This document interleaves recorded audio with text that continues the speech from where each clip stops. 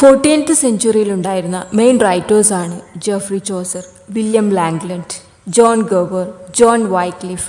ഇവരൊക്കെ all are in the same age of Geoffrey Chaucer. ആദ്യം നമുക്ക് ചോസറെ കുറിച്ച് നോക്കാം. എവിടെയാണ് ജനിച്ചത്? ഇംഗ്ലണ്ടിലാണ് അല്ലേ? ഇംഗ്ലണ്ടിലാണ് ചോസർ ജനിച്ചത്. നമുക്കറിയാം he's the father of English poetry അല്ലേ. Then Chaucer worked as a courtier, diplomat, civil servant. ഈ നിലയിലൊക്കെ വർക്ക് ചെയ്ത ആളായിരുന്നു ചോസർ. ചോസർ അദ്ദേഹത്തിൻ്റെ വർക്ക്സ് എഴുതിയത് മിഡിൽ ഇംഗ്ലീഷിലാണ്. He use the East Midland dialect of middle English. East Midland dialect എന്നത് middle ഇംഗ്ലീഷിൻ്റെ ഒരു റീജിയണൽ വെറൈറ്റിയാണ്. This dialect later became the basis of modern standard English. Then kings during Chaucer's life.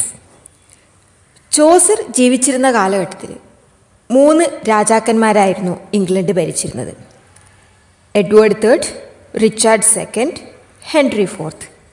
അതിൽ Edward IIIൻ്റെ 3027 to 3077 ആ കാലഘട്ടത്താണ് നമ്മുടെ Chaucer ജനിക്കുന്നത്. Geoffrey Chaucer was born in the reign of Edward III. ചോസറിൻ്റെ ഏർലി ഡെവലപ്മെൻ്റൊക്കെ ഉണ്ടായിട്ടുള്ള പീരീഡാണിത്. ഇനി റിച്ചാർഡ് II കാലഘട്ടം എന്ന് പറയുന്നത് 3077 to 3099 ആണ്. ചോസറിൻ്റെ ഒരു പീക്ക് പീരീഡായിട്ട് വേണമെങ്കിൽ ഈ ഒരു ടൈമിനെ നമുക്ക് പറയാം. അദ്ദേഹത്തിൻ്റെ മേജർ റൈറ്റിങ്സൊക്കെ മീൻസ് കാൻറ്റർബറി ടെയിൽസ് പോലെയുള്ള റൈറ്റിങ്സൊക്കെ ഉണ്ടായിട്ടുള്ള ഒരു പീരീഡാണ് റിച്ചാർഡ് II ആ ഒരു കാലഘട്ടം എന്ന് പറയുന്നത്. ഇനി ചോസറിൻ്റെ ലാസ്റ്റ് പീരീഡിൽ ഹെൻറി IV ആയിരുന്നു ഇംഗ്ലണ്ട് ഭരിച്ചിരുന്നത്. ഇദ്ദേഹത്തിൻ്റെ മാസ്റ്റർ പീസാണ് കാൻറ്റർബറി ടെയിൽസ്. കാൻറ്റർബറി ടെയിൽസ് സിലബസിൽ ഡീറ്റെയിൽ ആയിട്ട് തന്നെ പഠിക്കേണ്ടതുണ്ട്. അത് അടുത്ത ക്ലാസ്സിൽ നമുക്ക് അതിൻ്റെ ഡീറ്റെയിൽഡ് ക്ലാസ് നോക്കാം. And other books, the Book of the Duchess, the House of Fame, Parliament of Fowls, Troilus and Criseyde, the Legend of Good Women, the Treatise on the Astrolabe. The Book of the Duchess ചോസറിൻ്റെ first major വർക്കാണ് ഇത്. ഇതിൻ്റെ type എന്ന് പറയുന്നത് dream allegory പോയമാണിത്, or dream vision. എന്താണ് dream vision അല്ലെങ്കിൽ dream allegory poem എന്നൊക്കെ പറഞ്ഞാൽ ഇതിലുള്ള സ്റ്റോറി ഫുൾ നടക്കുന്നത് നരേറ്ററിൻ്റെ ഡ്രീമിലായിരിക്കും. The Book of the Duchess also known as the Death of Blanche. Blanche എന്ന് പറയുന്നത് ജോൺ ഗൗണ്ടിൻ്റെ വൈഫാണ്. ജോൺ ഗൗണ്ട് ആരാണ്? He was the Duke of Lancaster. Edward IIIൻ്റെ മകനാണ് ജോൺ ഗൗണ്ട്. അദ്ദേഹത്തിൻ്റെ വൈഫാണ് ബ്ലാഞ്ചി. ബ്ലാഞ്ചിയുടെ മരണശേഷം ഒരു മെമ്മോറിയലായി എഴുതിയ വർക്കാണ് the Book of the Duchess എന്ന് പറയുന്നത്. അടുത്ത വർക്കാണ് ദ ഹൗസ് ഓഫ് ഫെയിം. ഇതൊരു ഡ്രീം വിഷൻ പോയം തന്നെയാണ്. It is influenced by the Divine Comedy because Chaucer Dante അലിഗറിയിൽ ഇൻഫ്ലുവൻസ്ഡ് ആയിരുന്നു. ഡാൻ്റെയുടെ ദ ഡിവൈൻ കോമഡിയിലെ dream vision and allegorical journey ഇതൊക്കെ ചോസറിനെ ഇൻസ്പയർ ചെയ്തിരുന്നു. അതിൻ്റെ ഫലമായാണ് Chaucer the House of Fame എഴുതുന്നത്. അടുത്ത വർക്കാണ് പാർലമെൻറ്റ് ഓഫ് ഹോൾസ്. ഇതും ഒരു ഡ്രീം വിഷൻ പോയമാണ്. സെൻറ്റ് വാലന്റൈൻസ് ഡേയുമായി റിലേറ്റ് ആയിട്ടുള്ള ഒരു പോയമാണിത്. നെക്സ്റ്റ് വർക്ക് എന്ന് പറയുന്നത് ട്രോയിലസ് ആൻഡ് ക്രിസേഡയാണ്. ഇതൊരു ട്രാജിക് ലവ് സ്റ്റോറി പോയമാണ്. ട്രോജൻ വാർ ടൈമാണ് ഇതിലെ സെറ്റിങ്സ് എന്ന് പറയുന്നത്. ബൊക്കാഷ്യോൻ്റെ സെക്കൻഡ് ഫിലോസ്ട്രാറ്റോ എന്ന വർക്കിനെ ബേസ് ചെയ്ത് എഴുതിയ വർക്കാണിത്. We know Chaucer got inspiration from 3 legendary writers. ആരൊക്കെയാണ് ആ writers? Dante, Petrarch and Boccaccio. Next work the Legend of Good Women. ഇത് ഷേക്സ്പിയറുമായി റിലേറ്റഡ് ആയിട്ടുള്ള ഒരു വർക്കാണ്. അടുത്ത വർക്ക് എന്ന് പറയുന്നത് ട്രീറ്റീസ് ഓൺ ദ ആസ്ട്രോളബിൾ. ചോസർ തൻ്റെ മകൻ ലിറ്റിൽ ലെവിസിന് ഡെഡിക്കേറ്റ് ചെയ്ത വർക്കാണിത്. ഇത്രയുമാണ് ചോസറിൻ്റെ ഇമ്പോർട്ടൻറ്റ് വർക്ക് എന്ന് പറയുന്നത്. അടുത്തത് ചോസറിൻ്റെ ലൈഫ് 3 ഇമ്പോർട്ടൻറ്റ് പീരീഡായിട്ട് ഡിവൈഡ് ചെയ്തിട്ടുണ്ട്. First one French period, second one Italian period and third one English period. അതിൽ ഫ്രഞ്ച് പീരീഡിൽ അദ്ദേഹം എഴുതിയ വർക്കാണ് the Book of the Duchess. Then Italian പീരീഡിൽ എഴുതിയ വർക്കാണ് ഹൗസ് ഓഫ് ദ ഫെയിമും പാർലമെൻറ്റ് ഓഫ് ഹോൾസും. ദെൻ ഇംഗ്ലീഷ് പീരീഡിൽ എഴുതിയ വർക്കാണ് ദ ലെജൻഡ് ഓഫ് ഗുഡ് വിമനും ദ കാൻറ്റർബറി ടെയിൽസും. അടുത്തതായി കുറച്ച് ടൈറ്റിൽസ് നോക്കാം. Chaucer is widely referred to as the morning star of the Renaissance in English literature. English ലിറ്ററേച്ചറിലുള്ള morning star of the Renaissance എന്ന പേരിൽ അറിയപ്പെടുന്നുണ്ട്. അടുത്തത് നമുക്കറിയാം, he is known as the father of English literature. അടുത്തത് Edward Albert വിളിച്ചതാണ് the earliest of the great moderns. Then Matthew Arnold ചോസറെ the father of our splendid English poetry എന്നാണ് വിളിച്ചത്. ജോൺ ഡ്രൈഡൻ വിളിച്ചത് ഫാദർ ഓഫ് ഇംഗ്ലീഷ് പോയട്രി എന്നാണ്. Chaucer died in 1400. He is the first poet to be buried in Poets' Corner in Westminster Abbey.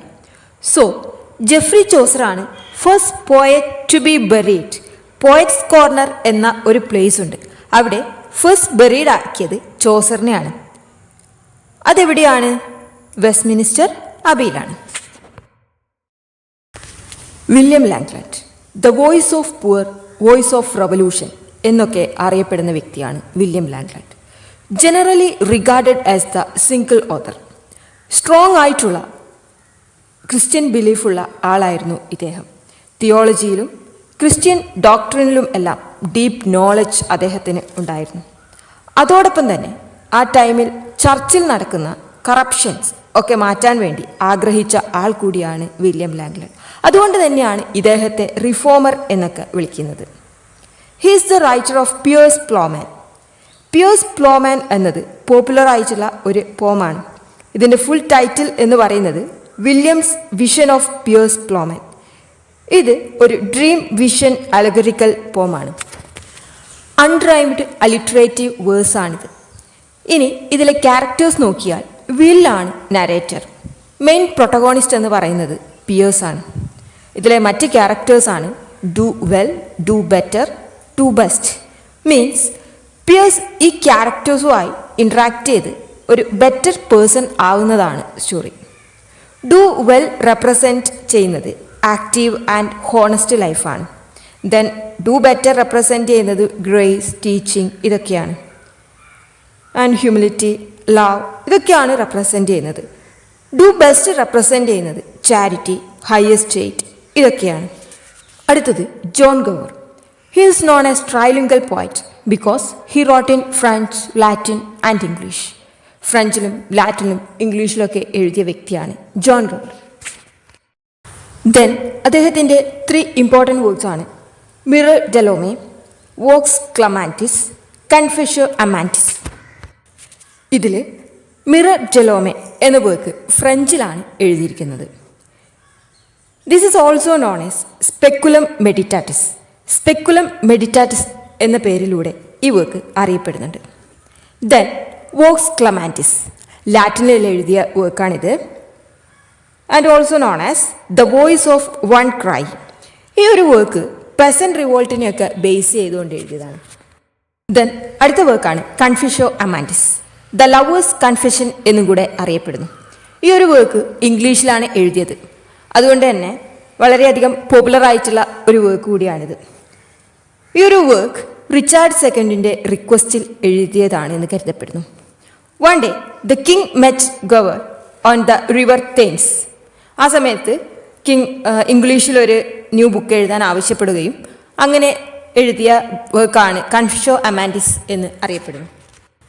ഇതാണ് ഇതിൻ്റെ ഒരു historical background എന്ന് പറയുന്നത്. ഇതിലുള്ള മെയിൻ ക്യാരക്ടേഴ്സ് എന്ന് പറയുന്നത് അമാൻസ്, വീനസ്, ക്യൂപ്പിഡ് ഇവരൊക്കെയാണ്. ജോൺ ഗവറിനെ മോറൽ ഗവർ എന്നും കൂടെ വിളിക്കുന്നുണ്ട്. ജെഫ്രി ചോസറാണ് ഗവറിനെ ഇങ്ങനെ വിളിച്ചത്.